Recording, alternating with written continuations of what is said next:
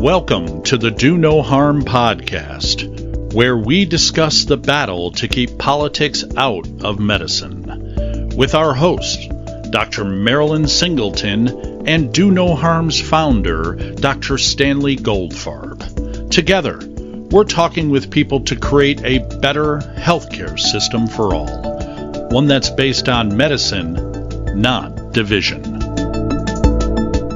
It doesn't happen often, but every once in a while, a voice of reason emerges from Hollywood. And we've got one of them here today. Dr. Sheila Nazarian is a plastic surgeon at the top of her field and the star of her own Netflix show called Skin Decision, Before and After. Dr. Nazarian is a strong advocate for Israel and Jewish causes and is not afraid to call out the dangers of the DEI agenda and its connection to anti-Semitism. She's had death threats, she's been censored on social media, and she actually has needed police protection. But she's not backing down. In fact, she describes herself and her resolve as lioness energy. She's passionate about standing up to woke ideological bullies because she's seen the alternative. At 6 years old, she had to escape Iran with her family.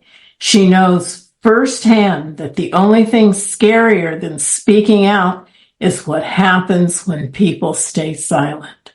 Welcome to the show, Dr. Nazarian. Wow, what a great intro. Thank you so much. I feel like I should, be like standing somewhere with my hands on my hips and chest puffed out right now. Well, I don't know. Talking to a plastic surgeon, I feel like I should have put makeup on. So there. Oh my gosh. Tell us about coming out of Iran and being such a little girl having to deal with all that. Tell us a bit of your life as a young child and adapting to the U.S. Sure. So I'm actually a U.S. citizen. My mom came to New York when she was 9 months pregnant so that I would be born a citizen, and went back to Iran when I was 1 month old. And that was the year of the revolution. The Iran-Iraq war started a year later with bombs landing very close to where we lived. And so, with the change of the regime and the war going on, quickly my parents realized that Iran was not going to be a good future for their two daughters, and they planned the escape.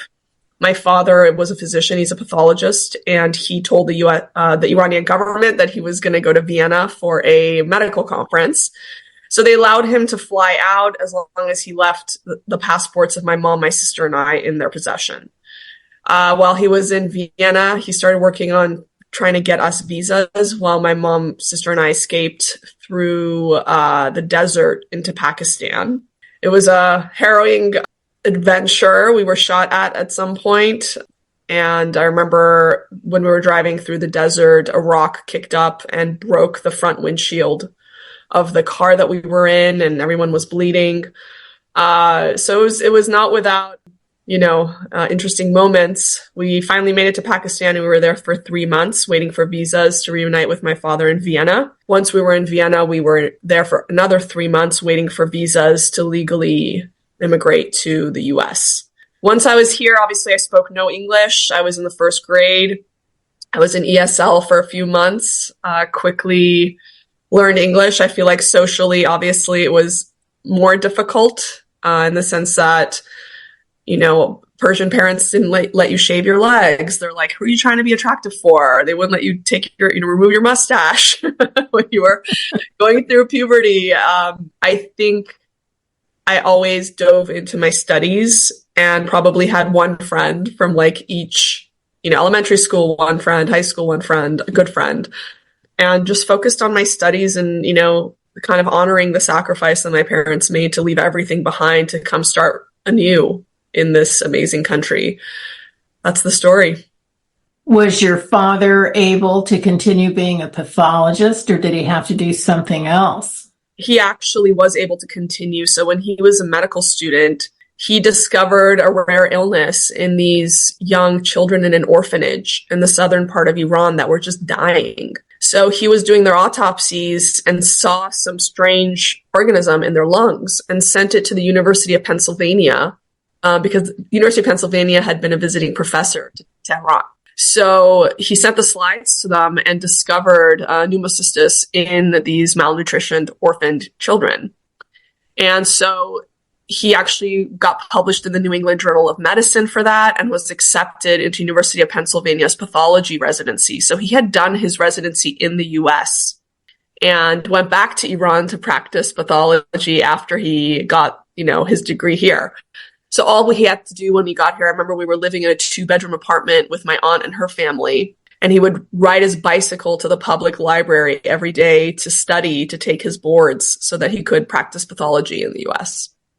Wow, what a story. He's very lucky. As you know, so many people who make that journey have to redo a residency, but they have a family and can't really afford to do it. And how did you get interested in medicine? Was it because of your father? Is that what got you going to medical school?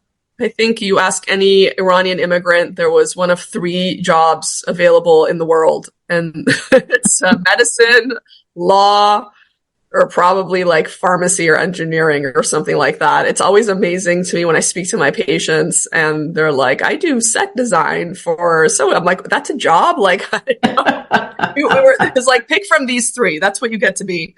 But I actually did wood shop in the 4th grade, and I was the only girl, and I almost dropped out. But I really enjoyed the architectural design and planning and then building it with my hands. And so I said, well, maybe I'll be an architect or an orthopedic surgeon. So I realized quickly architecture was more of a desk job and you don't actually get to build things. And so I started shadowing an orthopedic surgeon when I was at Columbia University. I would take the weekends and go shadow an orthopedic surgeon at St. Vincent's in the city. And I realized it was very cookie cutter and not that creative. And so one of my friends was like, hey, if you want creativity, why don't you look at plastic surgery? And so started shadowing a plastic surgeon, loved it, never looked back. Well, good for you.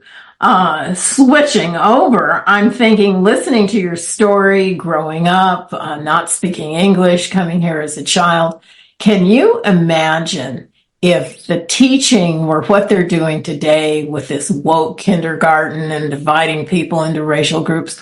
What do you think that would have been like growing up? And how do you think it would have changed your path in life or how well you did in America?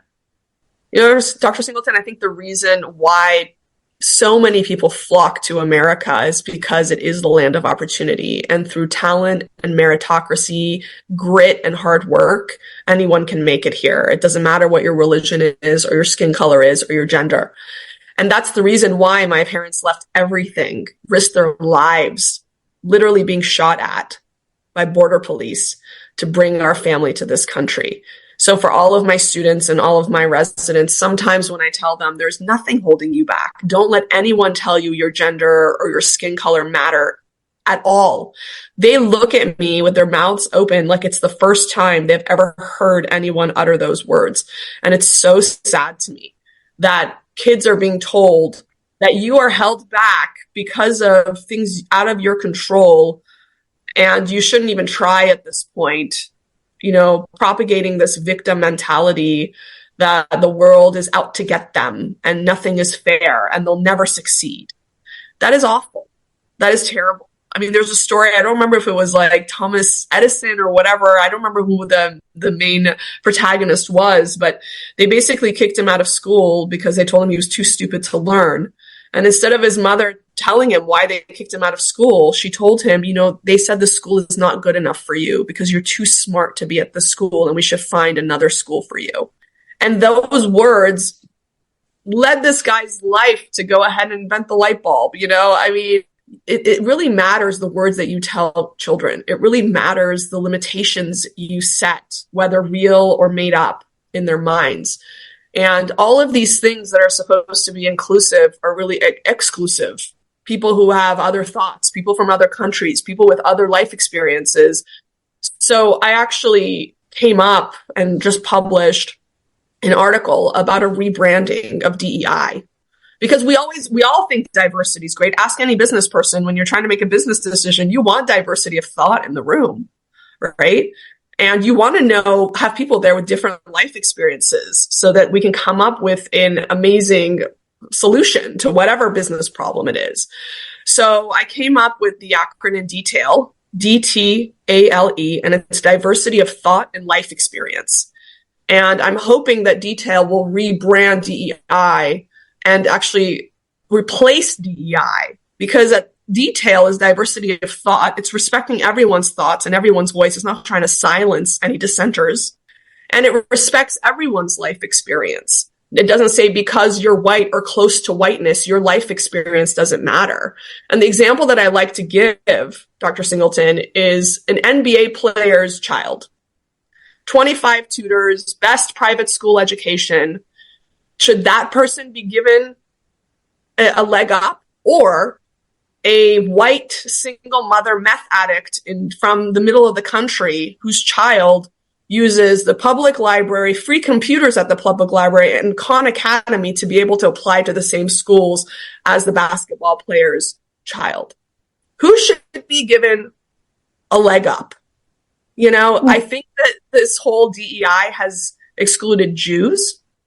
It has excluded Asians who have amazing stories like mine, coming to this country with nothing, not even knowing the language, not understanding the culture, but yet still being able to succeed and still being able to thrive because no one told me I had any limitations ever. And that is such a great message. And that's certainly the message I grew up. My mother's shorthand of that is never take low to anybody. And this is how we grew up, and to see this difference. You have children in school. What are they hearing? Are they hearing this nonsense? And how do you counteract it if they are? I think they're hearing my talking points louder than any other nonsense anywhere. But I will tell you that they are empowered to speak up when they disagree with something that their teacher says, and they're empowered to partake in civil discourse and say what their point of view is, whether it's about Israel or about DEI. I think, the words diversity, inclusion, they sound really great, but this whole oppressed versus oppressor and CRT and all of this stuff that is really what's underlying these beautiful altruistic words is what is the thing that's trying to silence voices and exclude people that aren't part of the club. That is the problem. And so the words DEI, although they're very nice sounding, are tainted, in my opinion. Like, I cannot be on the board of any organization that uses the letters DEI. I have been trying to rebrand it in the organizations to adopt DTALE instead, so it doesn't have those underlying currents of exclusivity or segregation or victimhood or oppressed versus oppressor. Well, it's so interesting to me because diversity, to me, the word became ruined. It used to actually mean something. And now I feel like they could have cardboard cutouts of people painted with different color skin. And then you say, well, we have diversity, but everybody is parroting the same thoughts. Yeah, there's no diversity of thought, which is what real diversity is, correct? Absolutely. So you've been very outspoken. Has this changed your medical practice, or what has it done? Have people started to thrash you online? I think that having certain attributes like being brown, being an immigrant, being female, being self-made have allowed me to have a certain amount of courage. But I will tell you, when I started speaking up for Israel is when I really thought that was the end of my career. And it was the first time in my life I've had anxiety, and I've, had a lot of adversity in my life. I lost my mom at the age of 16, and that was the first time speaking up for Israel was the first time I actually woke up with anxiety and really felt what it feels to be anxious. But I thought it was going to be the end of my practice. I was willing to die on that hill. It was a matter of survival of my people and my children's future at that point. But what happened, Dr. Singleton, is the exact opposite. And I want everyone to remember the words, God rewards the authentic. I have had the most amazing opportunities come my way. I have treated the most amazing celebrities and national and international treasures that probably I never would have been on their radar otherwise. All of my patients said, I loved you before. I'm obsessed with you now, crying like naked in the room after I've operated on them. And so it's been the exact opposite. And they say what you put out there is what you attract. So I've just attracted really intelligent, like-minded people into my life and the most amazing opportunities. I have gotten an agent. We're pitching a new show coming out, a new show in a few weeks. That would have never happened if I wasn't courageous enough to speak out. And how sad is it that it's courageous to have free speech and exercise your free speech in the US? But I wouldn't change a thing. It has been so rewarding. I have the best conversations with my patients. We talk about the surgery for, 10, 15 minutes, and then we talk about the world and, so much more interesting things for the rest of the time that we're there. And I feel like they know how I think. They respect how I think. There's an immediate trust factor there because we know our values are aligned. So again, it has been a true blessing. Well, that's so good to hear because I think so many people are afraid. I think back, and it really pains me to see this rebirth of anti-Semitism. I trained at Beth Israel Boston, and Beth Israel Boston was created because the Massachusetts General Hospital wouldn't take Jewish physicians. So yes. The Jewish physician says, well, we're going to build our own hospital. And I think, boy, that was almost 100 years ago. And now we're flipping back to that. Where do you think this new wave of anti-Semitism comes from? And it's not just October 7th. It was brewing. No, I think it's always been there. And I'm always one that says, speak up, let me know who you are. I'm grateful that people feel so emboldened to express their anti-Semitism and their racism. Show us who you are, and then we'll hold you to account. Well, it's interesting you say that because the comedian Dick Gregory used to say that about calling me the N-word. He said, I'd rather you call me that than I know where you're coming from than have this fake niceness. And that's one of the things about the DEI movement is phony balonies pretending like they actually care. And people like you who really do care and have strong moral values get kind of ignored. But in your case, I think it's wonderful. Speaking out pays off in many ways. Internally, you feel good about yourself, and externally, look at all the things that have good that's come to you. It's wonderful.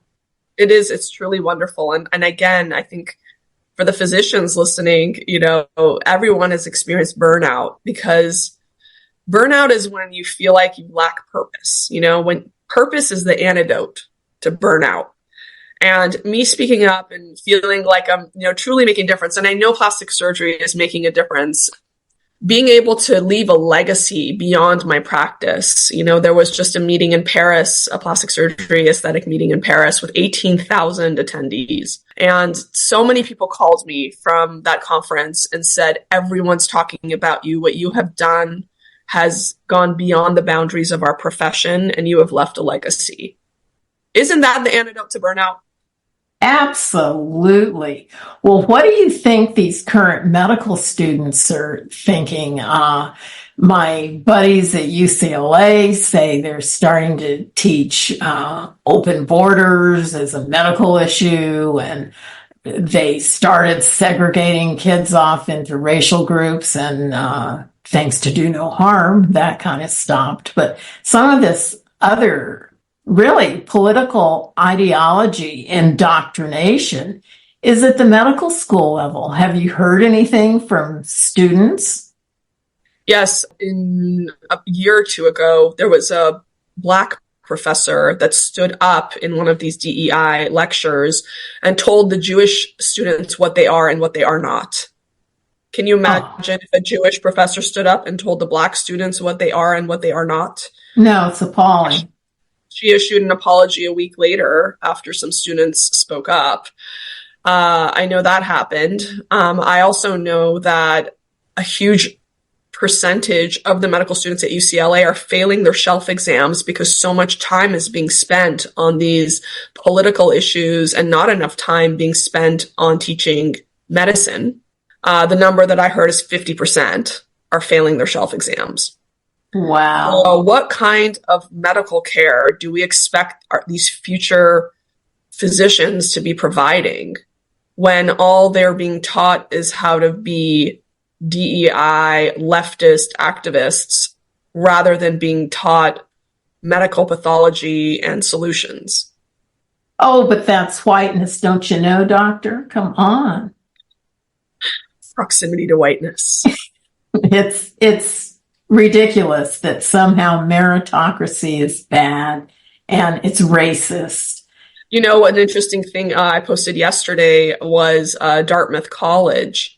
They did a study where they found that the SAT scores actually correlated, regardless of socioeconomic status, to success at Dartmouth. So they are reinstating the requirement for SAT and ACT scores because the data shows that it is a direct corollary to success at Dartmouth. So what I would like to see from these DEI offices is actual studies showing that their DEI efforts are leading to better physicians or better students or better professionals. Do they have any of those studies? I don't think so.